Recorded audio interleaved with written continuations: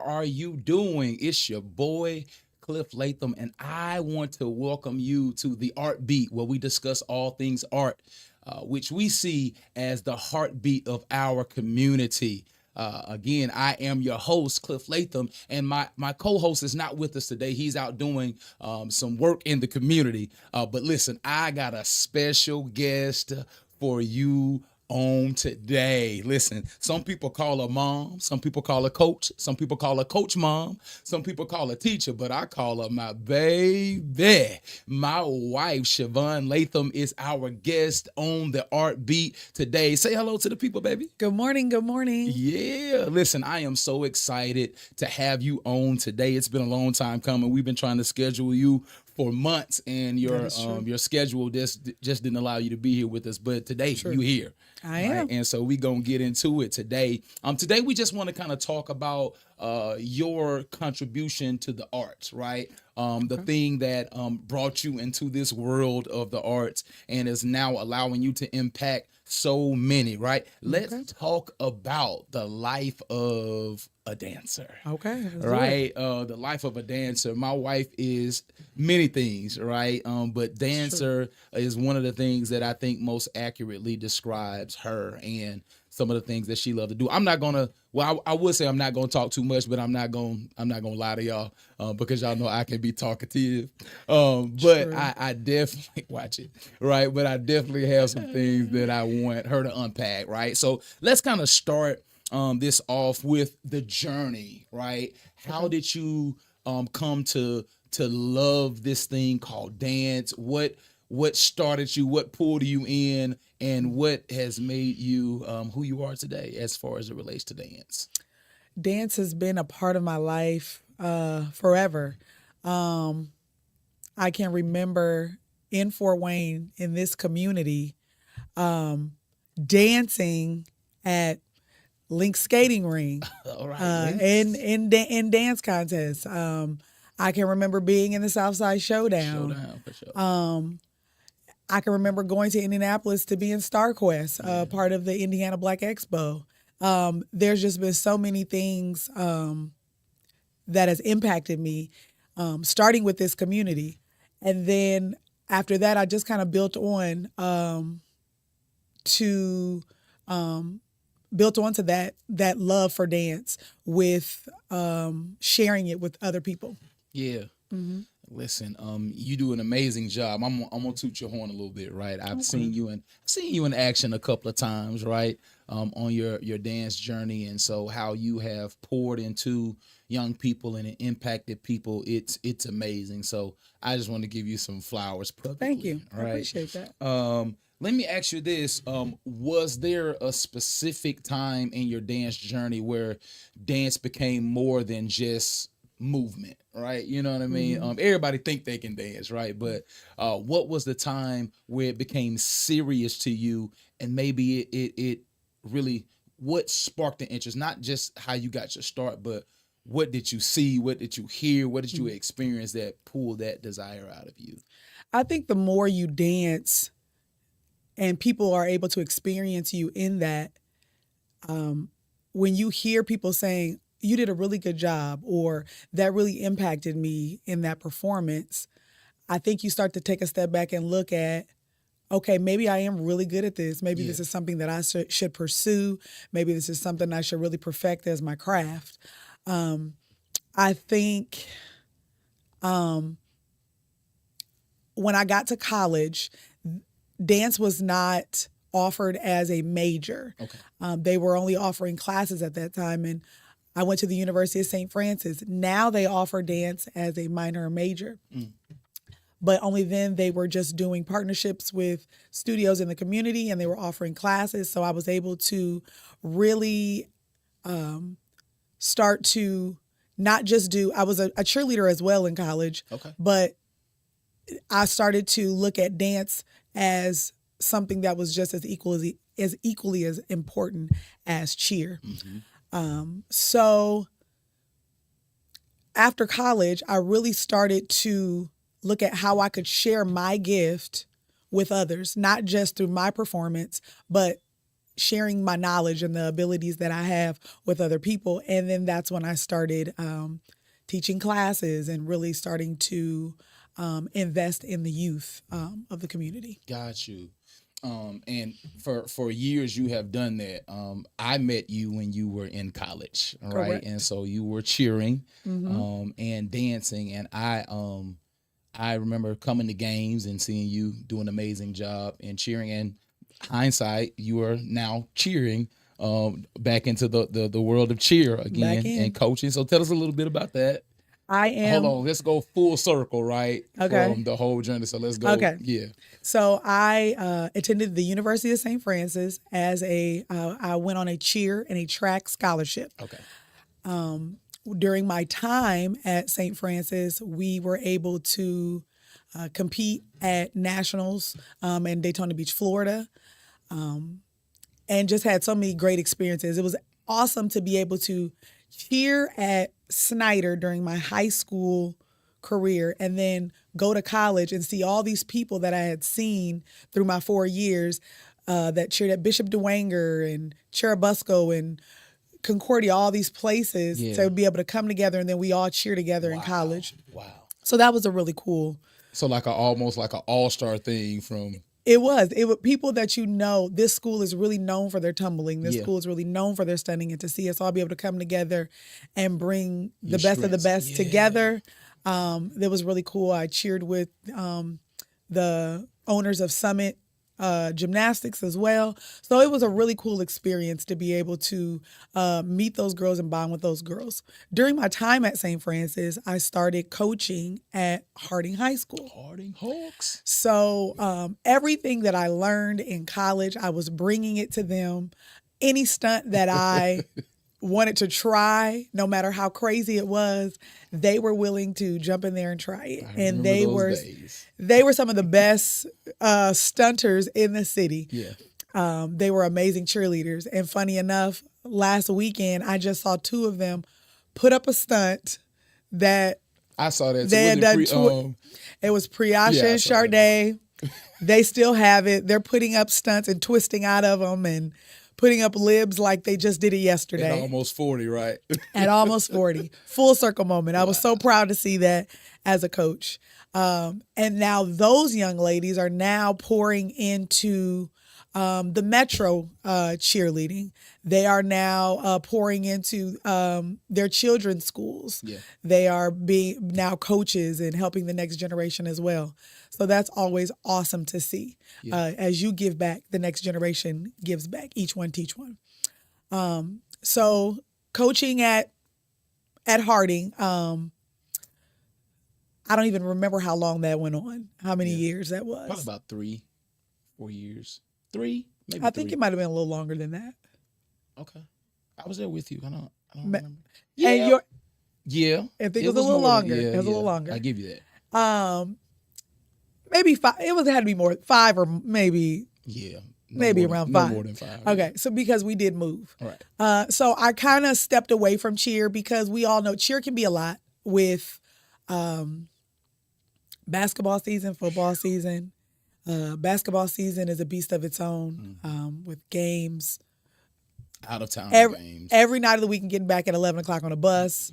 So I kind of stepped away from that. And now being back in Fort Wayne, it has been a journey to now be the head coach at Wayne High School of cheer. I took it over in the middle of the year last year, and this year will be my first full year of doing that and dance. Yeah. So it has been exciting to get back into it, to delve back into, to see all the things that have changed, to see everything that has evolved in cheer. So I am excited to be able to now continue to not only to become a student again of cheer, but to also have that foundation and that knowledge that I can still give to a program. So that's been really exciting. That's beautiful. Now we cannot just dismiss 10 years of our journey in the arts while we were in Indianapolis. So while you didn't do cheer there, you did do some amazing things in dance. Let's kind of unpack some of that. Okay. Well, in Indianapolis, I was asked to be the cheer coach in Indianapolis multiple times, but I turned it down because I just did not want to go back to that life. Maybe you didn't want to go back to that life, and it wasn't gonna work for our It schedule. wasn't going to work. Gotta have some me time. Not in Indianapolis, but in Indianapolis, I was able to start the first HBCU style majorette team, high school team in Indianapolis, Indiana. I opened my own dance studio in 2013, and we were competing all over the country. Yes, all over the country. In majorette, but I also wanted to bring that to the high school because no high school was doing it there at that time. Through that journey of starting that team, it has grown. I think I may have started with maybe 10 girls. And I think when I left, I think I had like 22 girls. Yeah. Now, typically, majorette teams, high school teams, are not large teams. There are only a few colleges that really have large teams. But typically, the dance lines are smaller teams.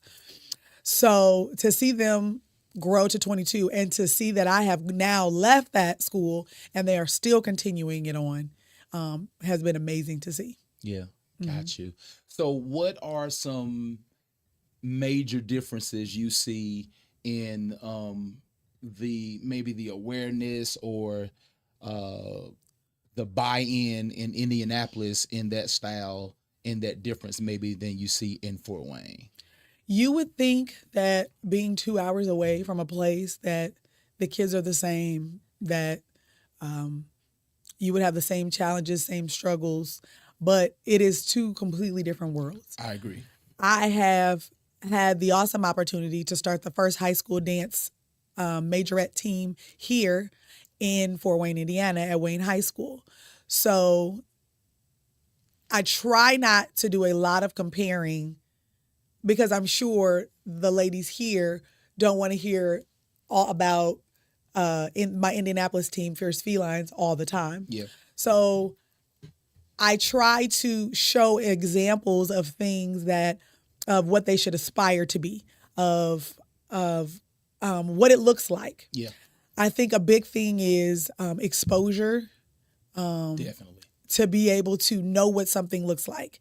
You can play any genre, you can do anything. You can play baseball, but you watch Major League Baseball games because you will always want to aspire for greater. The highest level, right. And so with dance, I always refer back to college teams. Look at what the colleges are doing. This is what you should be aspiring to be. If I'm teaching a high school team, we always try to dance up to a college level. Mm-hmm. So in Indianapolis, my struggle wasn't for the kids to dance with power. Majorette wasn't new to them. It was only new to a few. Most of them were studio dancers. They danced at majorette studios, whether it was mine or whether it was another studio. Here, there are a few majorette studios here, majorette teams here in Fort Wayne, but it's not as popular in Fort Wayne.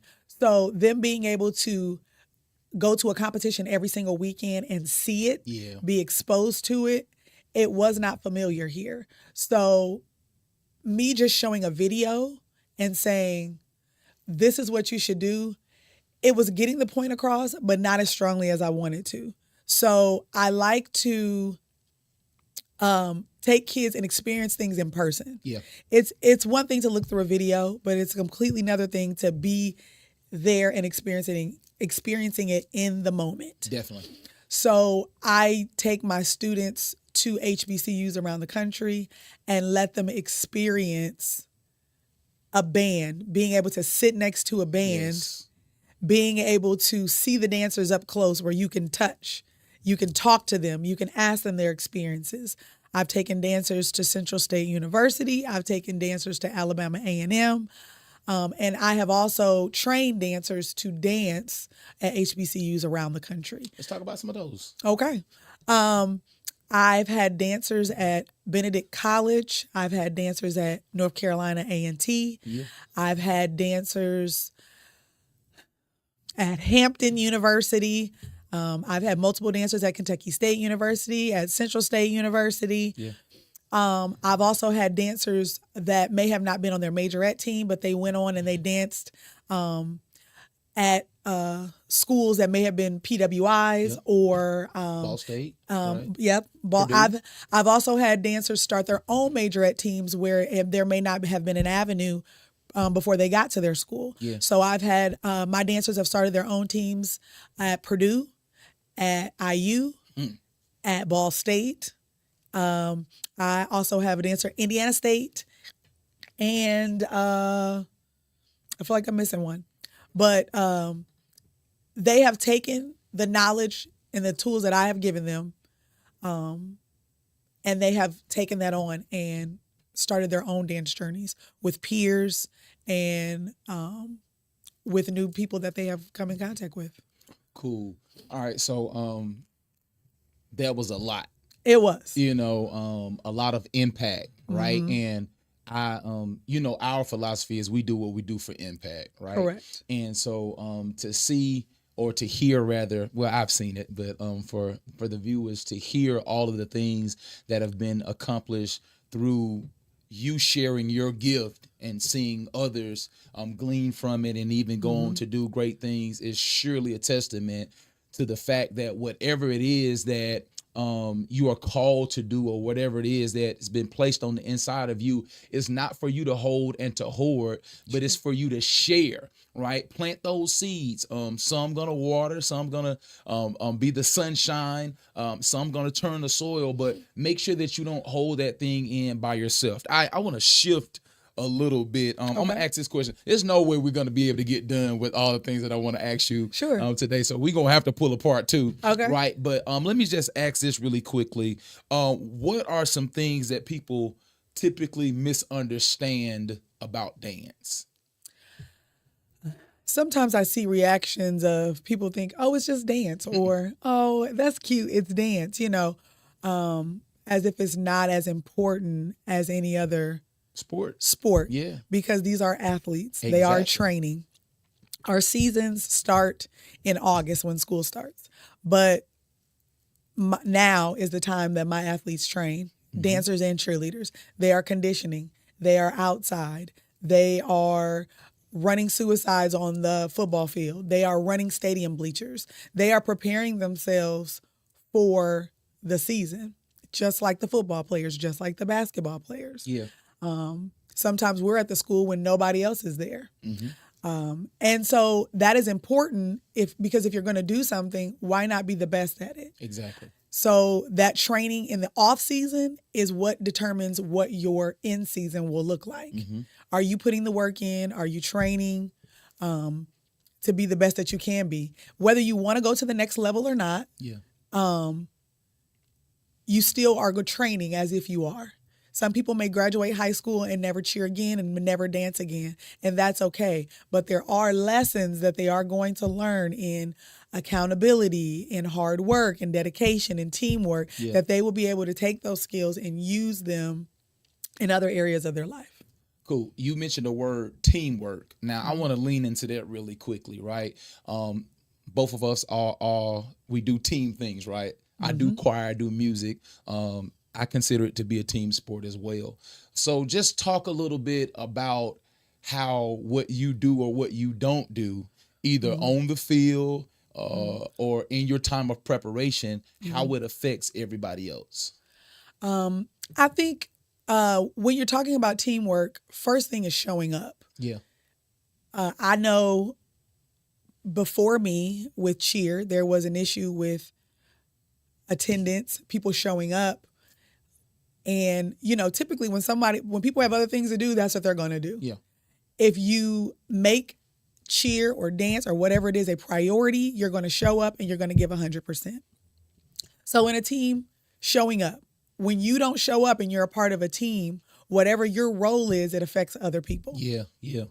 So if we're doing a stunt and you are the back spot, if you're the flyer, if you're a base, whatever your role is in that stunt, that stunt can't get put up because you're not there. Yeah. So then we have to try to pull someone else in to do that role, and it may go well or it may not. Yeah. So it typically affects everyone. Yeah. If there's a formation, if we're learning a routine and you're not there, we then have to hold a space for you Yeah. because you're not there. So your attendance definitely matters in a team. What effort you put in, that matters. Come on. If you are coming, or if you're showing up, you do show up 100%, but maybe you are not mentally present or you're not showing up prepared. Yeah. That affects everyone.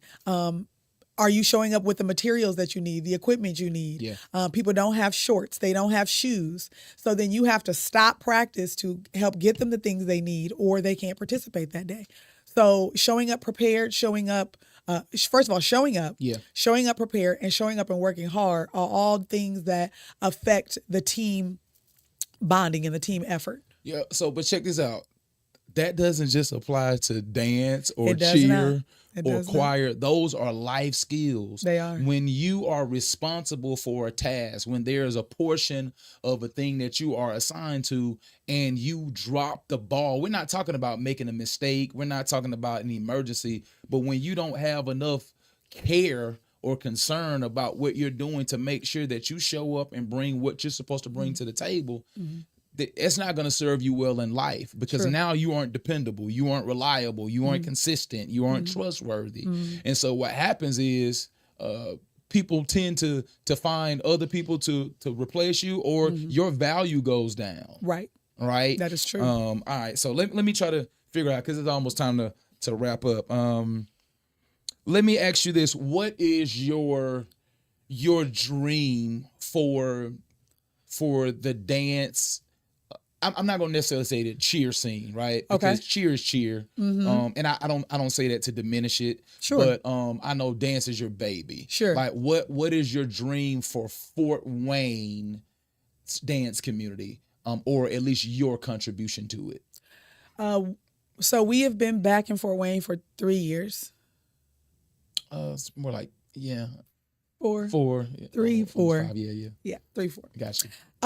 And so I have been putting on a majorette dance camp every summer. This will be my 4th year putting on. Okay, so there goes your 3-year thing. All right. I guess I just dispelled that, didn't I?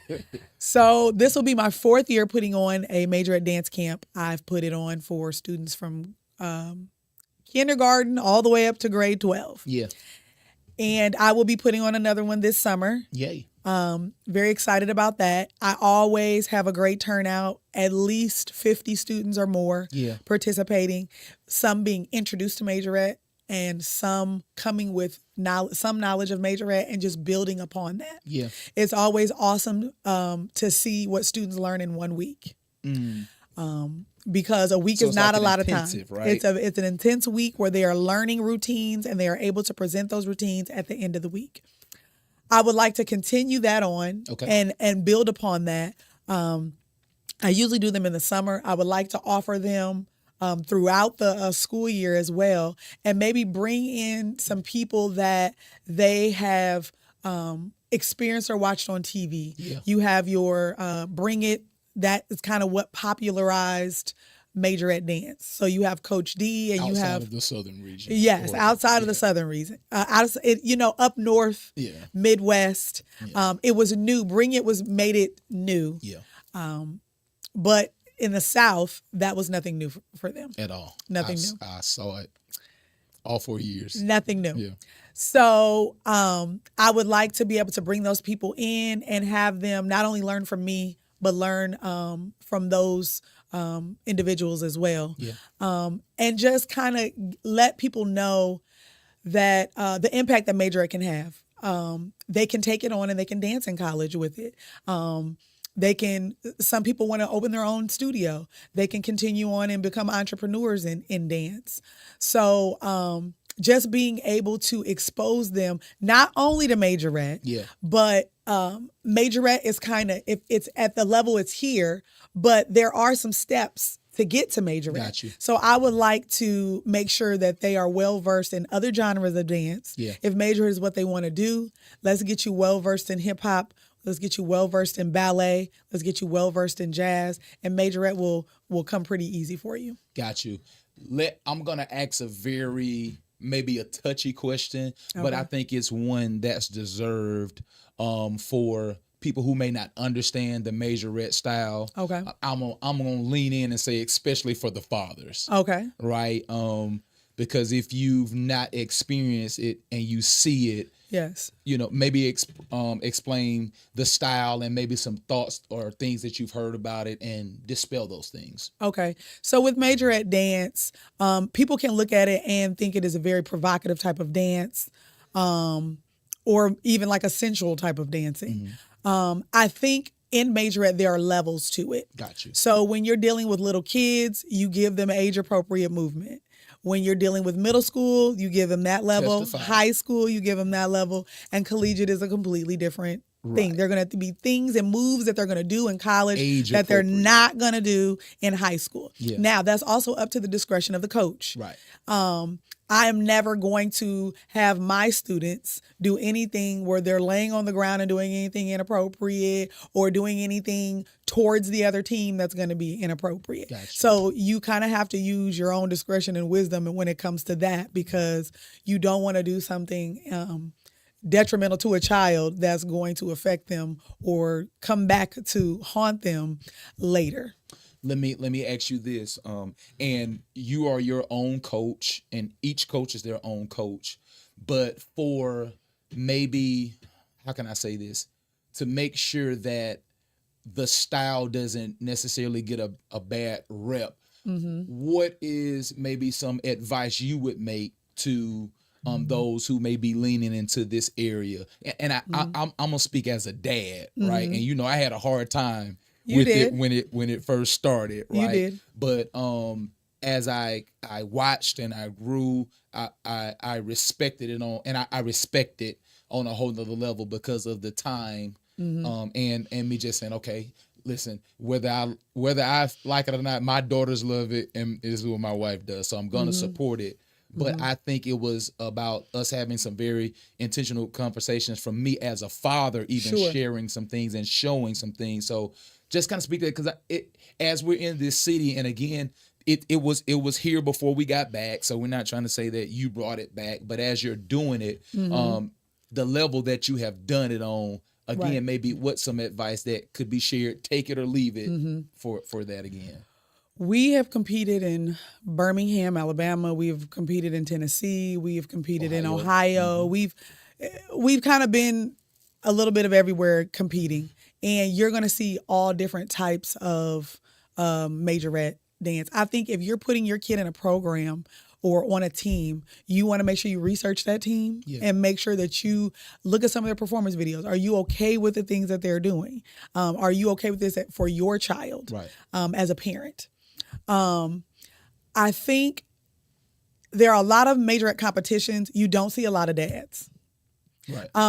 And there are some dads that are just like, don't invite me. I don't want to go. It's too much. Because your child's team may be age appropriate, but there may be another team that's there that's not. I've been very uncomfortable. And you're uncomfortable, and you don't want to have anyone in the building think that you're staring at someone else's child while they're doing something inappropriate. Right. Even as a woman, it can make you uncomfortable. But I think that my advice would be making sure that you're comfortable with whoever the director is, whoever the teacher is. You're okay. You research, you've seen the performances. You're okay with that. And I think as a director, I would say make sure that you're keeping things appropriate, age appropriate for the kids you have. Some only teach older kids. Yeah. Some have a lot of younger kids. I think it's important to develop them, to make them an athlete. You don't want to give them certain restrictions, and then when they get to college, it's a shocker, and they don't know how to do anything. Yeah. But I think exposing them to different styles of majorette, I think that is the key to making sure that you're on trend. What are other people doing? And you don't have to necessarily do what's popular, but you have to do what's appropriate. Got you. And I wanna make it very clear to our viewers that you are not just majorette dance, that you No. do all different styles. Just speak to that real quick, and we about to Okay. wrap up. Okay, so at Wayne High School, not only am I the director for Five Star Dance Team and Wayne High School Cheer, but I also teach dance classes during the day at Wayne High School. So I teach jazz, hip hop, lyrical. We do some contemporary. And there are 3 classes of that. There are 4 or 5 levels of different levels of dance that I teach at Wayne High School. And it's been really cool to be able to, in the 4 years, see dancers that have come in with no experience, just to see them advance and all the things that they've learned since I've been here, just to see them grow has been a really awesome experience. Obviously, majorette, I do that. But also, I didn't mention liturgical dance. Yep. A lot of people call it praise dancing. Yep. As well. I have been to conferences. I have been I've hosted conferences. It has been an amazing journey, and that's just another conversation in itself. Of that style of dance that is super impactful to the body. Super impactful. Yeah, we won't even start that conversation because Yes. I'll go all the way in Yes. because of a church that we attended, and that anyway. All right. So I'm gonna end with this question. This is not the end of the interview. We're gonna definitely have to part 2. Okay. Because there's so many other things I want to chop up. But I want to ask you this. Being your husband and see you wake up at 5 a.m. To get up and to drive 30 minutes one way to school, what makes you still want to do that at this time? 5 o'clock is pretty early in the morning to get up every day. I get up because I still have a love and a passion for what I do, still being able to contribute to the next generation. Not only other people's children, but my own children. My children see me waking up every day and going and working hard. Prayerfully, that will instill in them to get up and work hard in whatever it is that they choose to do. Now, our second daughter, Elise, she is a dancer. So she grinds and works hard in her path of dance. Yep. She is a college dancer, so she is in the grind of it right now. And so it is so fulfilling to see her be able to live out her dreams and her journey through dance. Super proud. Super proud of that. But I do it not only for my family, I do it for myself, and I do it for the kids that come up to me and say, thank you for doing this, or you've made such a difference in my life. I do it for all of those reasons. Yeah. Coach mom, Teacher mom. Yes. Right. We've experienced that where there are students of ours who've had children, and we automatically become godparents and grandparents to our students. So Or I'm now teaching their children. Right. Those things, right. Listen, I am so excited to have been able to interview you. Thank you.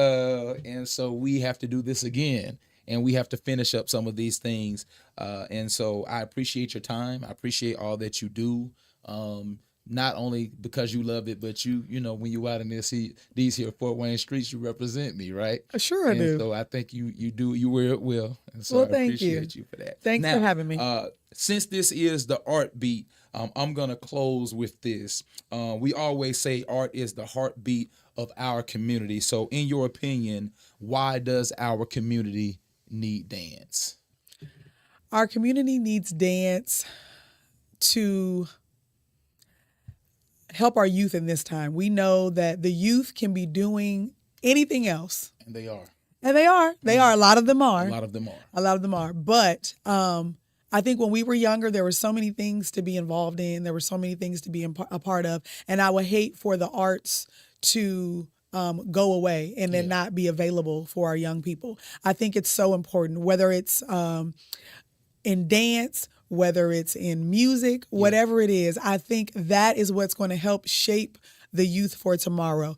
When we get older, it's going to be up to this generation here to take care of us and to carry things on and to make sure that this community continues. So what we do now is going to impact what tomorrow looks like. So we have to sow our best now. We have to teach our best now. We have to give our best now so that our tomorrow will be promising, and there'll be people like us that will be able to come and sit and say, these people impacted my life, and so I'm continuing to impact the next generation. Teach them well and let them lead the way. Listen, this has been the Art Beat. I pray that something was shared and that you have a little more knowledge and understanding about the world of dance, the world of cheer, and we have some information of how you can get in contact with my wife and just some of the things that she has coming up. So make sure that you reach out. It'll be in the description.